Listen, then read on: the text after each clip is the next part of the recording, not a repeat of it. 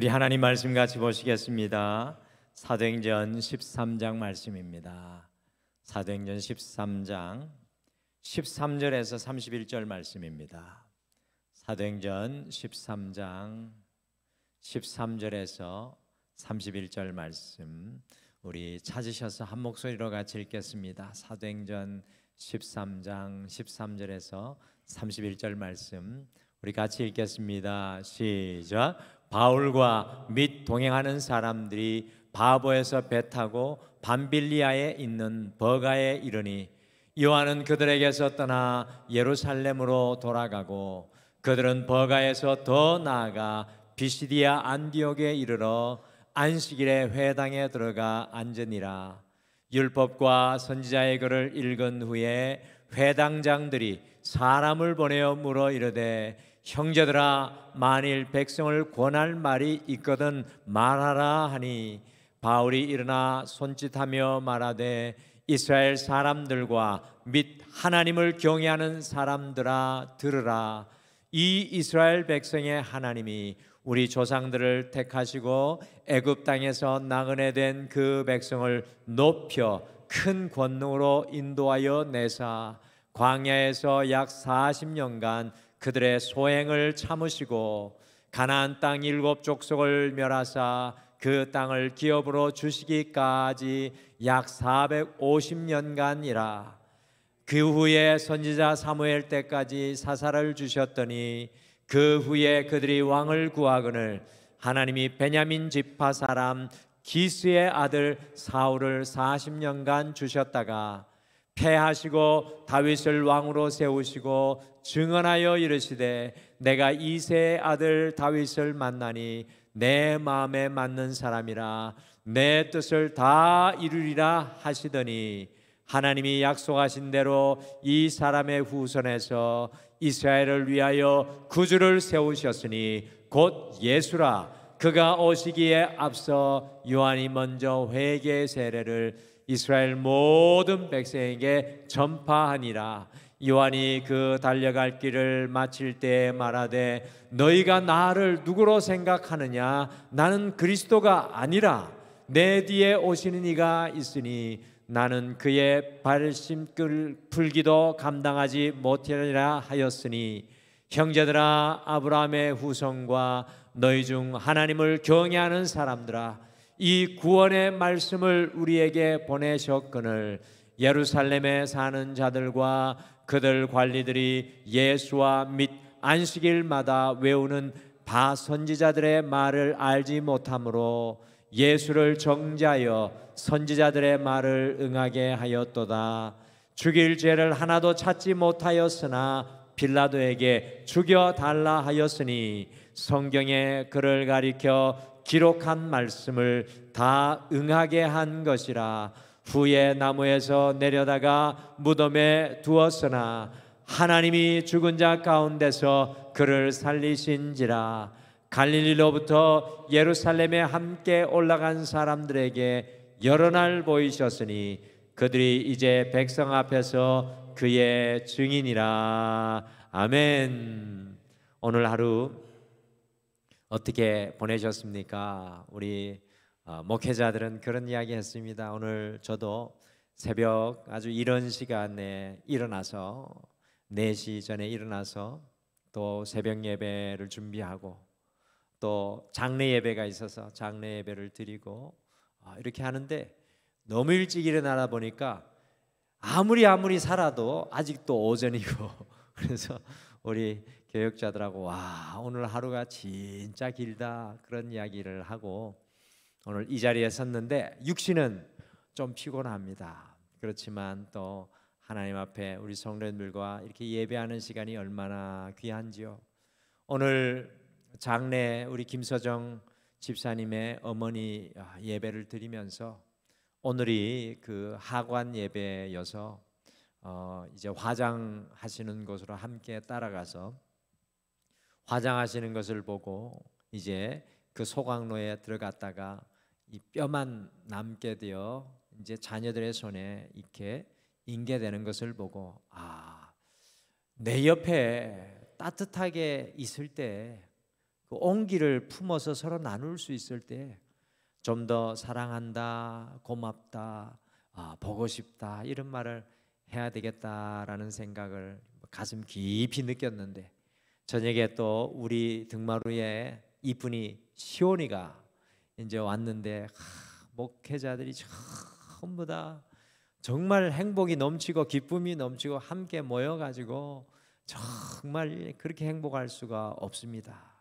그래서 옆에 온기로 있을 때 잘해야 되겠다라는 생각이 들었습니다. 그래서 옆에 분에게 따뜻한 손을 내밀어 주시면서 사랑합니다, 축복합니다 라고 같이 인사하시죠. 사랑합니다, 축복합니다. 아멘. 더 사랑하고 축복하고 더 따뜻하게 손잡아 줬으면 좋겠습니다.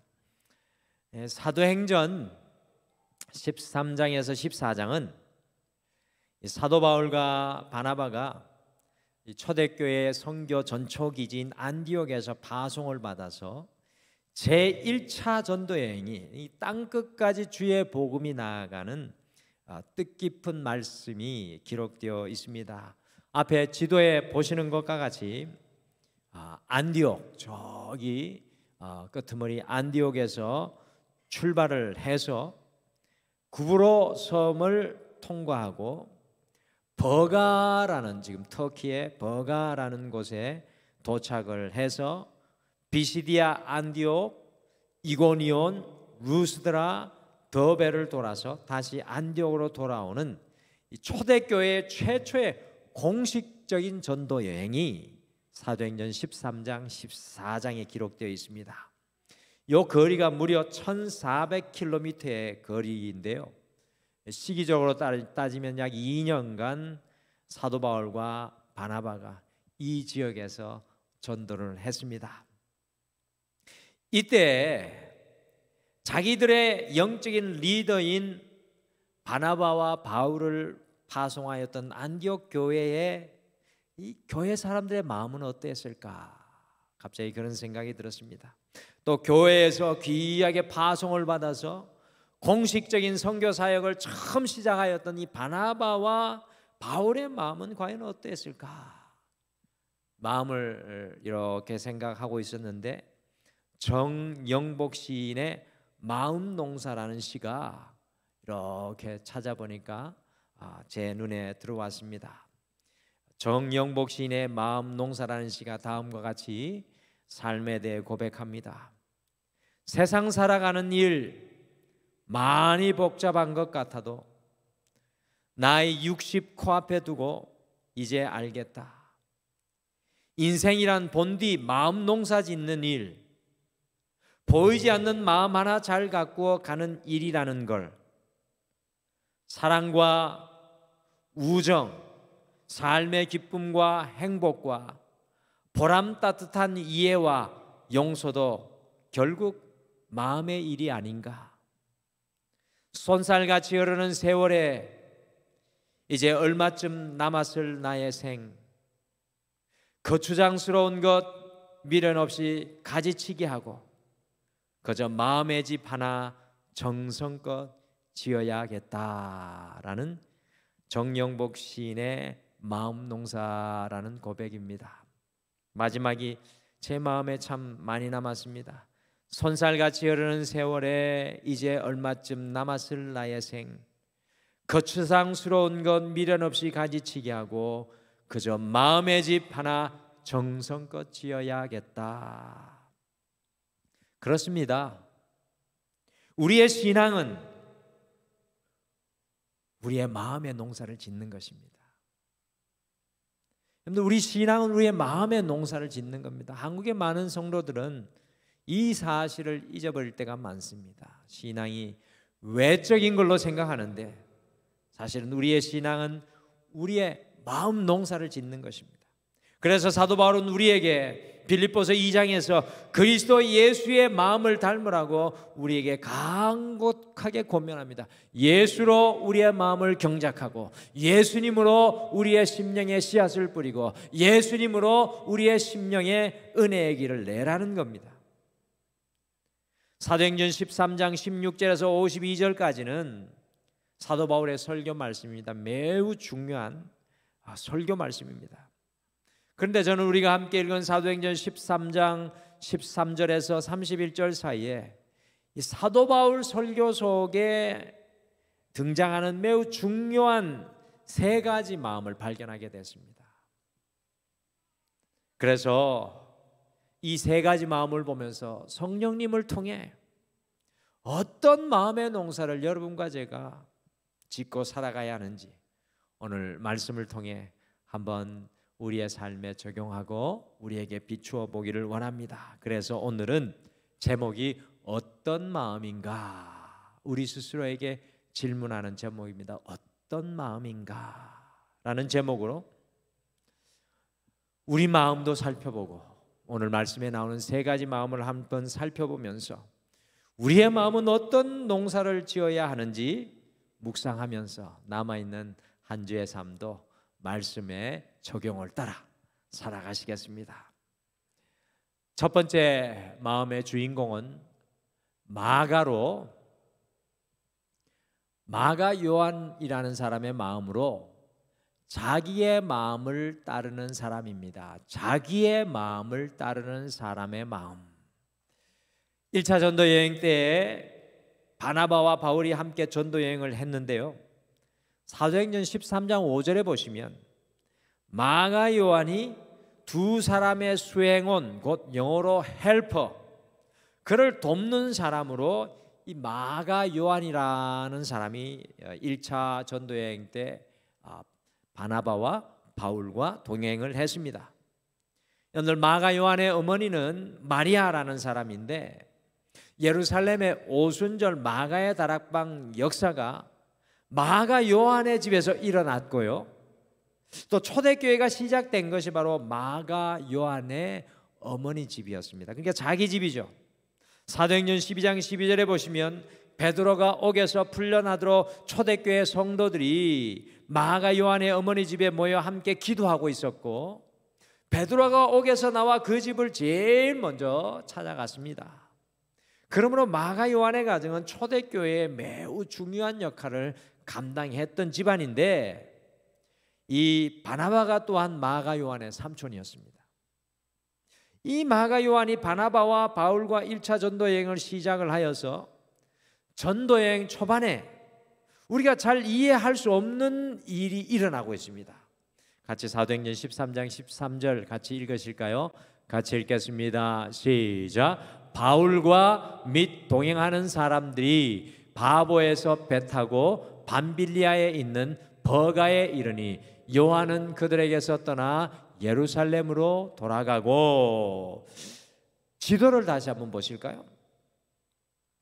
지도를 보시면 바나바와 바울 그리고 수행원 마가 요한이 안디옥에서 떠나 사이프러섬, 여러분들 지금 바보라고 적혀 있는 쪽에 사이프러섬, 사이프러스로 구브로, 성경 용어는 구브로 섬이죠. 이 구브로를 관통을 합니다.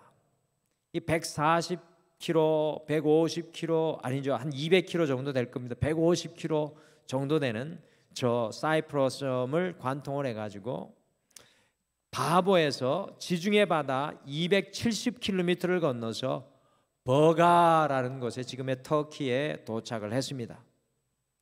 그런데 그때 수행원 마가 요한이 갑자기 바나바와 바울을 떠나서 예루살렘으로 저기에서 전도 여행을 갔는데 예루살렘으로 급작스럽게 돌아가 버리고 말았습니다. 도대체 무슨 일이 있었기에 마가 요한은 지금의 터키의 버가에 도착했을 때 홀로 바나바와 바울을 뒤로 하고 예루살렘으로 돌아갔을까요? 성경학자들이 몇 가지를 추측합니다. 성경학자들이 추측한다는 건 성경에는 없다는 이야기입니다. 그 자세한 내용이 성경학자들이 몇 가지로 추측을 하는데 제가 터키에 가보고 또 제가 연구한 바로 제 생각에는 가장 가능성이 있는 이야기가 다음과 같습니다. 바나바와 바울이 버가에 도착을 해서 곧바로 비시디아 안디옥이라는 곳으로 선교 여행지를 옮겨가게 되었습니다. 그런데 중요한 것은 화면에 보시는 것과 같이, 여러분들 이게 구글 지도입니다. 저기 빨간색 보이십니까? 빨간색 중심에 저기가 이제 버가라고 생각하면 크게 해 주십시오. 다시 크게 보시면 저기 높이 생긴 산맥이 보이죠?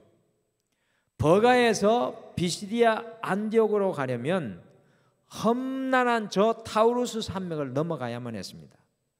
저도 가서 저 산맥을 봤습니다. 특별히 타우루스 산맥의 가장 높은 것은 3,300m. 김영환 장로님, 3,300m면 우리나라에 3,300m 있습니까? 없죠. 상당히 높습니다. 매우 높은 3,300m의 산맥이고 평균 해발이 1,100m입니다.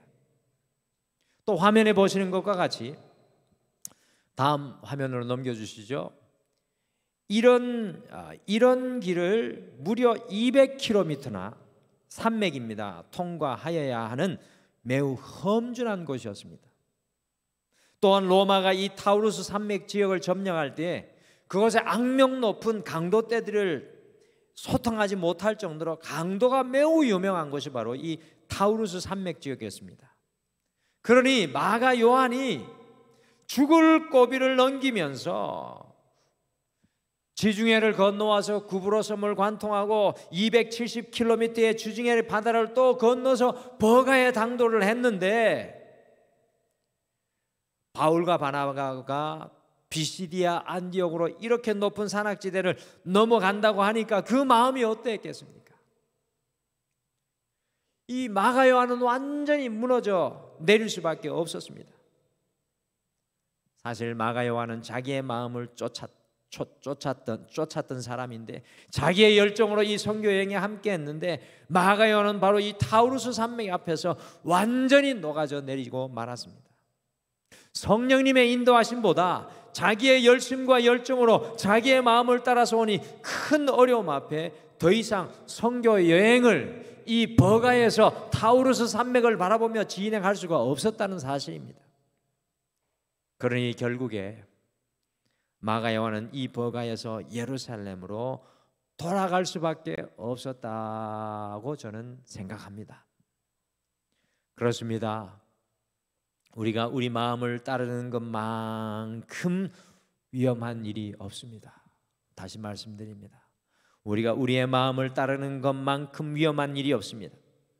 그런데 세상은 자꾸 우리의 마음을 따라서 살아가라고 합니다. 우리의 마음이 내키는 대로 하라고 합니다. 여러분들 돌아보십시오. 우리의 마음보다 연약한 것이 어디 있습니까? 우리의 마음보다 이기적이고 죄악된 것은 없습니다. 마가 요한이 자기의 마음을 따라갈 때 완전히 무너져 내리고 말았습니다. 사랑하는 성도 여러분, 우리의 신앙은 우리의 마음을 따라가는 것이 아닙니다. 온전한 믿음, 성령 충만한 마음은 우리의 마음이 아닌 줄 믿습니다. 기억하시길 바랍니다. 우리의 마음을 따르는 것이 가장 위험합니다. 결국 자기의 마음을 따라갔던 마가 요한은 선교 현장에서 돌아설 수밖에 없었습니다. 오늘 이 저녁에 우리를 한번 돌아보시죠. 여러분과 저는 우리의 이 연약한 마음을 혹시 따라 살아가고 있지는 않습니까? 마가 요한과 같은 그 연약한 모습은 아닙니까? 두 번째 마음 주인공이 궁금하시죠? 두 번째 마음의 주인공은 다윗으로 주님의 마음을 따르는 사람입니다.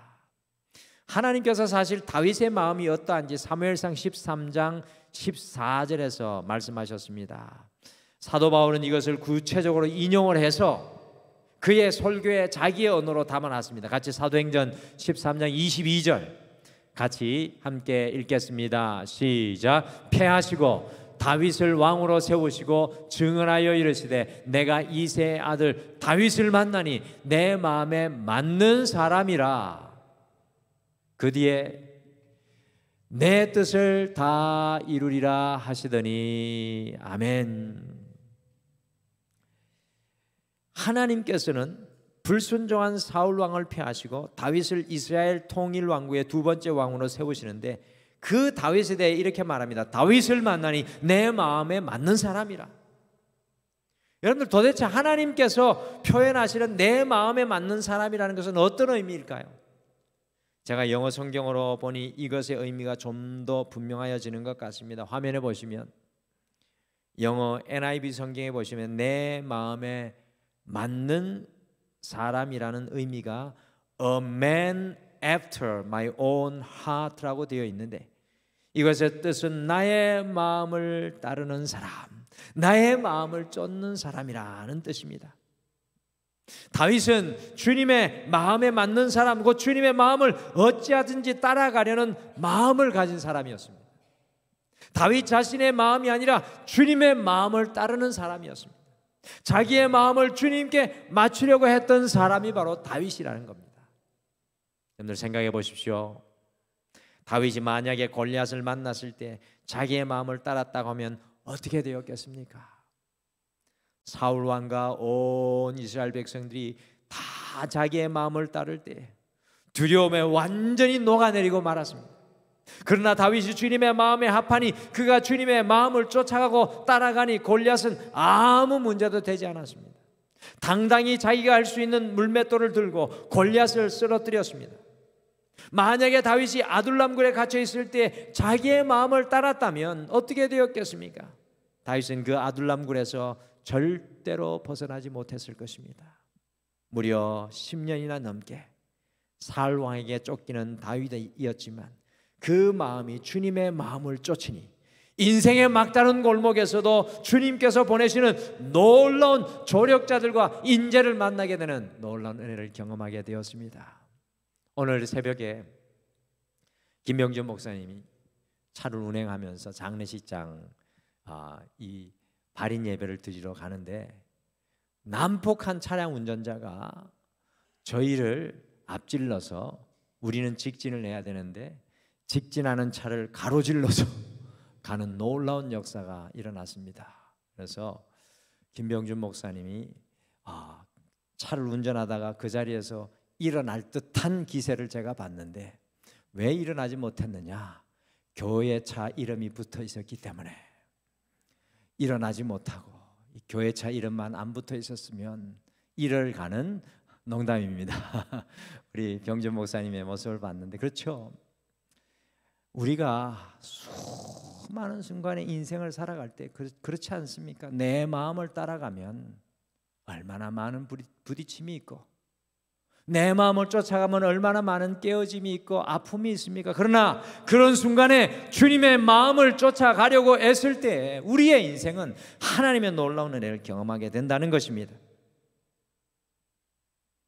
특별히 주님의 마음을 따랐던 다윗의 후손을 통해 온 세상을 구원하시는 예수님이 잉태하게 되었다고 사도 바울은 설교합니다. 사랑하는 성도 여러분, 우리가 다윗처럼 주님의 마음을 따라가면 우리의 삶 속에 예수님이 잉태하시는 놀라운 역사가 일어나게 될 줄 믿습니다. 충만은 바로 이겁니다. 우리가 작은 예수가 되는 역사가 일어납니다. 과연 여러분과 저는 주님의 마음을 쫓아가고 있습니까? 우리의 마음이 주님의 마음에 합한 사람입니까? 우리가 두 마음이지 않기를 바랍니다. 내 마음이 아니라 주님 마음 되기를 원합니다. 오직 주님의 마음을 품고 살아가는 주님의 사람들 되시길 바랍니다. 주님의 마음을 품는 우리가 예수 그리스도로 살아가게 될 줄 믿습니다. 마지막 세 번째 마음의 주인공은 세례 요한으로 자기 마음을 내려놓은 사람입니다. 자기 마음을 내려놓은 사람, 세례 요한. 사도 바울이 그의 설교에서 세례 요한을 다음과 같이 표현합니다. 우리 같이 사도행전 13장 25절 말씀 같이 읽으실까요? 시작. 요한이 그 달려갈 길을 마칠 때 말하되 너희가 나를 누구로 생각하느냐? 나는 그리스도가 아니라 내 뒤에 오시는 이가 있으니 나는 그 발에 신발끈 풀기도 감당하지 못하리라 하였으니, 세례 요한은 예수님 앞에 자기 자신을 설명하기를 자기가 무릎을 꿇고 엎드려 예수님의 신발끈을 풀 수도 없는 존재라고 고백하고 있습니다. 종보다 더 못한 존재라고 고백하는 겁니다. 저는 지금도 세례 요한의 요한복음 3장 30절의 고백이 너무나 감동이 됩니다. 앞에 화면에 보시면 요한복음 3장 30절에 세례 요한이 죽어가며 이렇게 고백했습니다.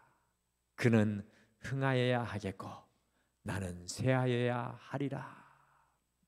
그는 흥하여야 하겠고 나는 쇠하여야 하리라. 그는 바로 예수님입니다. 이것을 개인적으로 적용하면 내 마음은 점점 작아지고 예수님의 마음은 점점 커져가는 모습인 줄 믿습니다.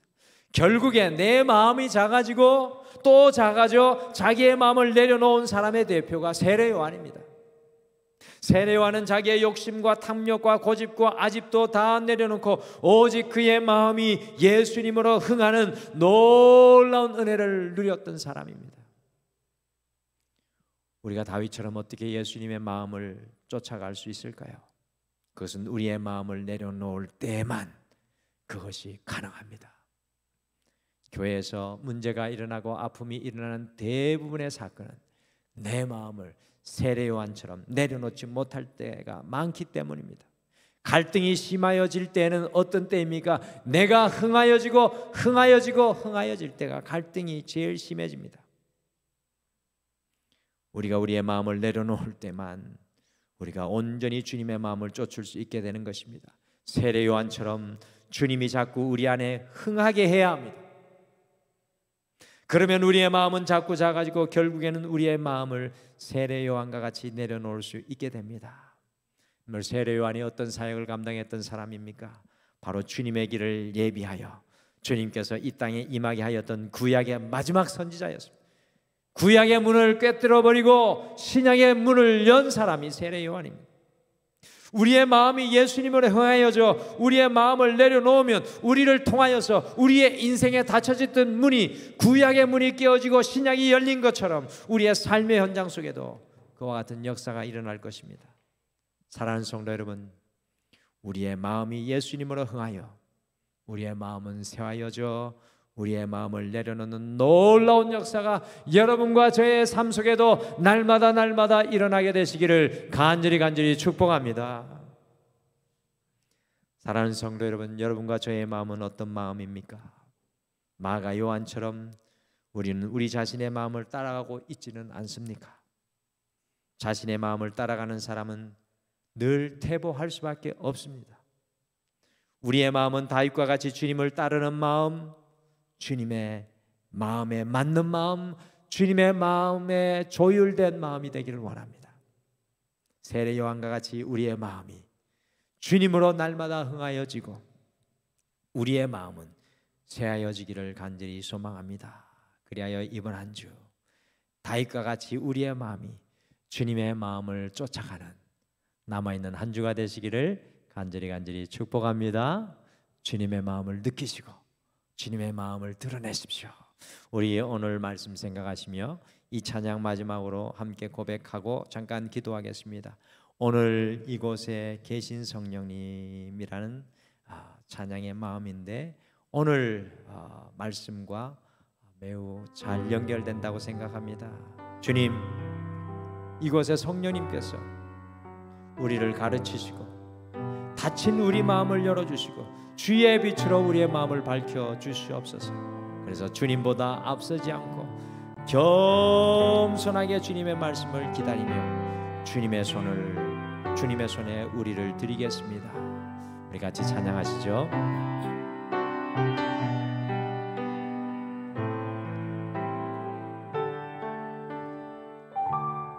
오늘 이곳에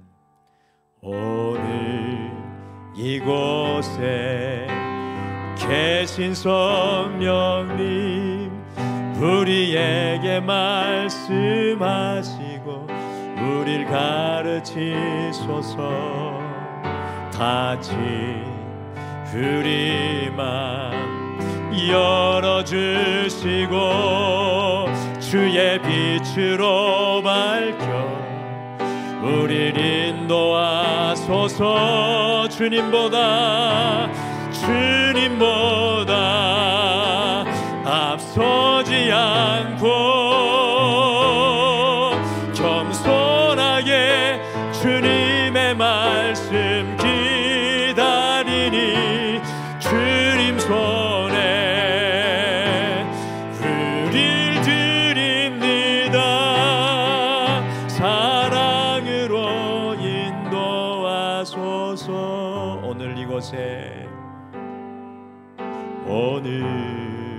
이곳에 계신 성령님, 우리에게 말씀하시고 우릴 가르치소서.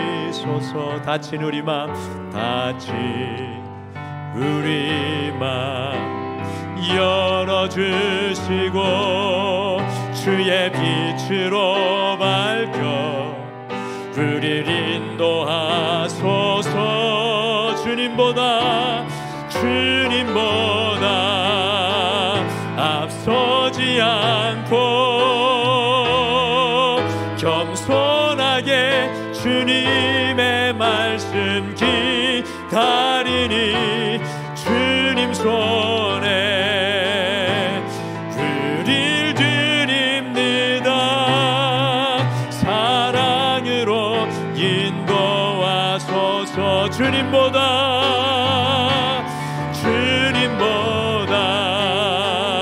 앞서지 않고 겸손하게 주님의 말씀 기다리니 주님 손에 우릴 드립니다. 사랑으로 인도하소서.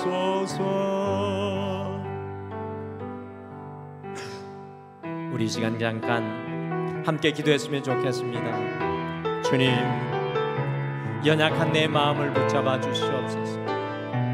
주님, 연약한 내 심령 가운데 함께하여 주셔서 다윗과 같이 내 마음을 쫓지 않고 주님의 마음을 쫓고 주님의 마음에 맞추며 세례요한과 같이 내 마음은 약하여지고 주님의 마음이 내 안에 흥하게 도와주시옵소서. 우리 다 같이 함께 잠깐 기도하겠습니다.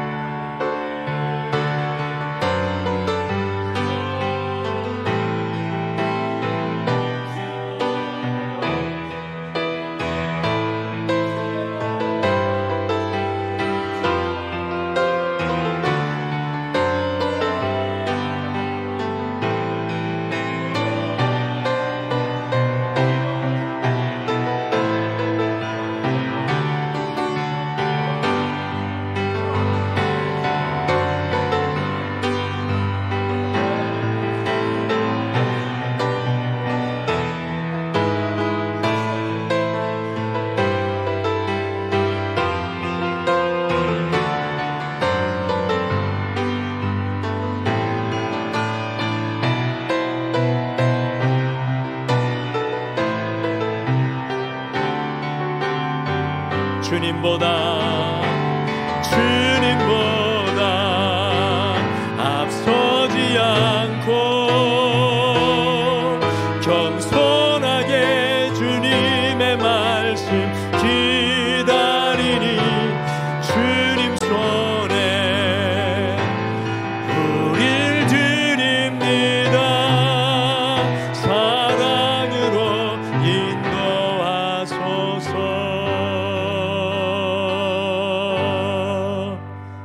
지금은 우리 주 예수 그리스도의 은혜와 우리 하나님 아버지의 극진하신 사랑하심과 성령님의 함께하심과 동행하심과 위로하심이 오늘 이 예배를 드리며 주님을 쫓는 마음 갖기를 소망하는 사랑하는 모든 성도님들 위해 영원토록 함께하시기를 간절히 축원하옵나이다.